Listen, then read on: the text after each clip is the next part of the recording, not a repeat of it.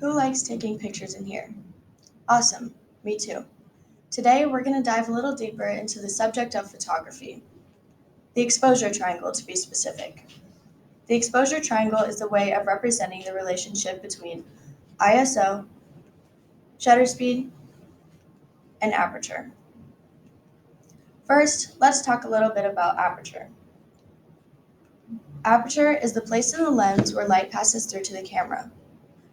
PhotographyLife.com describes it like your eyes. As we move between bright and dark environments, the iris in your eyes either expands or shrinks, controlling the size of your pupil. Fun fact, the camera lens was actually made to mimic the way the eye works.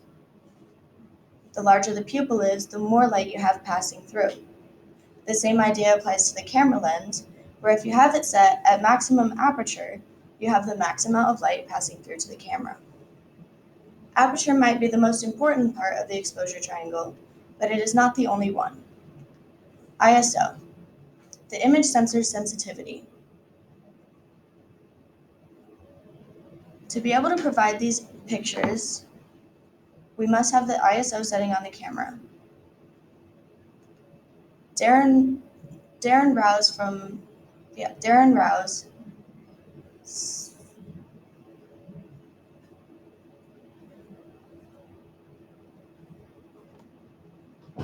Rouse says that higher numbers lead to higher light sensitivity, which allows you to take photos in darker settings. The cost of doing so is more grain. To give you guys a better idea of what I'm talking about, I took two photos, one with an ISO setting of 100 and the other with an ISO setting of 6400. As you can see, in the image with the ISO setting of 6400, there's a little bit of grain.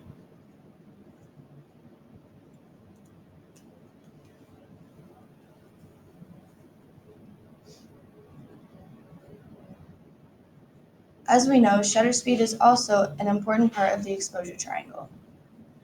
Shutter speed is the duration that your shutter is open. PhotographyTalk.com says that shutter speed simply refers to the amount of time that your shutter is open. The longer the shutter is open, the more light you have passing through to the camera. Say you take a photo set at 2 full seconds. There will be a little bit of motion blur in the photo. If it's taken at 1/500th of a second, then the photo will be clear. In this first photo, she is spinning an umbrella. There is some motion blur to the photo. That's because the shutter speed is set at 2 full seconds. In this second photo, she's doing the same thing, but the umbrella is clear. In this one, the shutter speed is set at 1/500th of a second. By taking these photos, we can see that by setting each photo at different shutter speeds,